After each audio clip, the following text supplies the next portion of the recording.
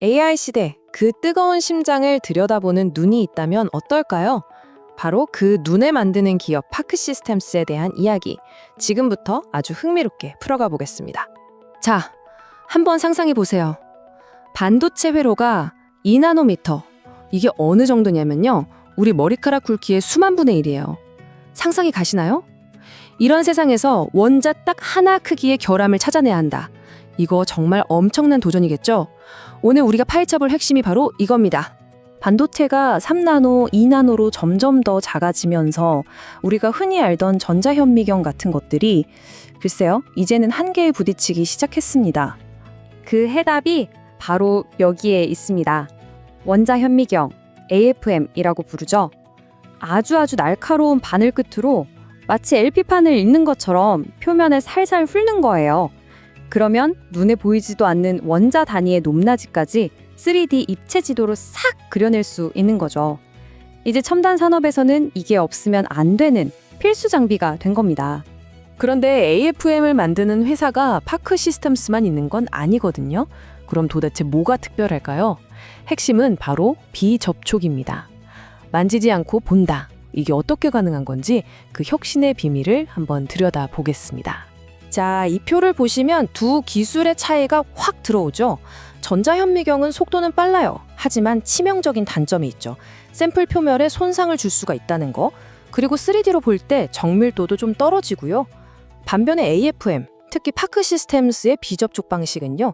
속도는 좀 느릴 수 있어도 샘플을 전혀 건드리지 않아요.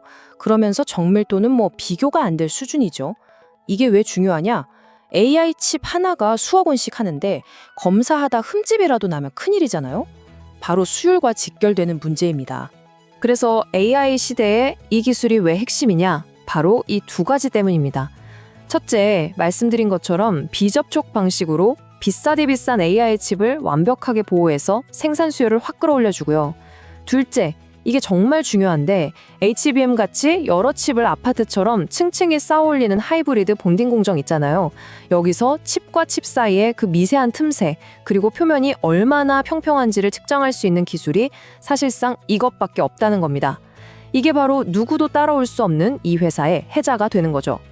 자, 그럼 이제 기술적인 이야기에서 비즈니스 이야기로 한번 넘어가 볼까요? 파크 시스템스가 시장에서 얼마나 막강한 힘을 가지고 있는지 그 기록들을 한번 살펴보겠습니다. 이 숫자 하나면 설명이 끝납니다. 80%. 산업용 원자현미경 시장에서 파크 시스템스의 점유율이에요. 이건 그냥 1등이다 이런 수준이 아니죠. 사실상 시장을 독점하고 있다. 시장 그 자체라고 봐도 무방합니다. 그리고 그들의 고객사를 보면 이 지배력이 더 확실해집니다. 이름만 들어도 아는 세계 최고의 반도체 회사들, TSMC, 삼성전자, 인텔, 이 세 곳이 모두 파크 시스템스의 장비를 쓴다는 겁니다. 이건 뭘 의미할까요? 최첨단 반도체를 만들려면 파크 시스템스를 거치지 않고는 불가능하다는 얘기입니다. 이게 또 대단한데요. 지난 10년 동안 단 한 번도 뒷걸음질 친 적이 없어요. 매년 꾸준히 20에서 30%씩 성장을 해온 거죠. 그야말로 성장주의 교과서라고 할 수 있습니다. 앞으로 2나노 공정이나 HBM 투자가 더 늘어나면 이 성장세는 더 가팔라질 거라는 게 시장의 전망입니다. 지금부터는 그 완벽함의 대가, 즉 투자자로서 우리가 알아야 할 리스크는 무엇인지 한번 냉정하게 짚어보겠습니다. 증권사 리포트에 이런 말이 있더라고요. 워낙 좋은 회사다 보니 PER이 항상 높다. 너무 좋아서 생기는 문제. 바로 높은 밸류에이션이죠. PER이 높다는 게 투자자한테는 어떤 의미일까요? 한마디로 이 주식은 항상 좀 비싸게 거래된다는 뜻입니다. 늘 프리미엄이 붙어 있다는 거죠. 그렇다 보니까 시장 전체가 흔들릴 때 비싸다는 이유 하나만으로 다른 주식보다 더 크게 떨어질 수 있는 그런 위험을 안고 가는 겁니다. 그리고 또 하나의 본질적인 한계가 있습니다. 바로 속도 문제입니다. 원자 하나하나를 꼼꼼하게 훑는 작업이잖아요. 당연히 빠를 수는 없겠죠.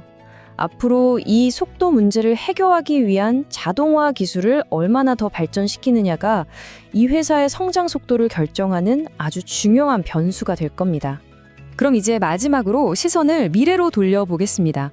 파크 시스템스가 반도체라는 울타리를 넘어서 어떤 새로운 땅을 개척하고 있는지 그 다음 성장 동력을 한번 살펴보시죠. 보시면 반도체에만 머물러 있지 않아요. 차세대 패키징의 핵심이 될 유리기판, 그리고 우리 생명과 직결되는 바이오 테크놀로지, 더 나아가서 온갖 첨단 나노 소재 시장까지 적용 범위를 계속해서 넓혀가고 있습니다. 이게 바로 장기적인 성장을 이끌어갈 새로운 동력들이죠. 증권가에서도 굉장히 긍정적으로 보고 있습니다. 이런 전망의 근거는 뭘까요? 당연히 우리가 앞에서 살펴본 AI 반도체 수요 폭발, 하이브리드 본딩 시장에서의 독점적인 위치, 그리고 방금 본 신사업의 성장 가능성, 이 모든 게 다 반영된 결과입니다. 2026년 초 기준으로 보면 보수적으로는 31만 원, 높게는 39만 원까지도 목표 주가를 제시하고 있습니다. 자, 오늘의 이야기를 한 문장으로 정리해볼까요? AI와 나노 기술이 복잡해지면 복잡해질수록 그걸 들여다볼 수 있는 정밀한 눈의 가치는 계속해서 올라갈 수밖에 없습니다. 파크 시스템스는 그냥 반도체 경기를 따라가는 회사가 아니라 나노 계측이라는 하나의 거대한 카테고리 자체를 지배하는 그야말로 이 영역의 제왕이라고 할 수 있겠습니다.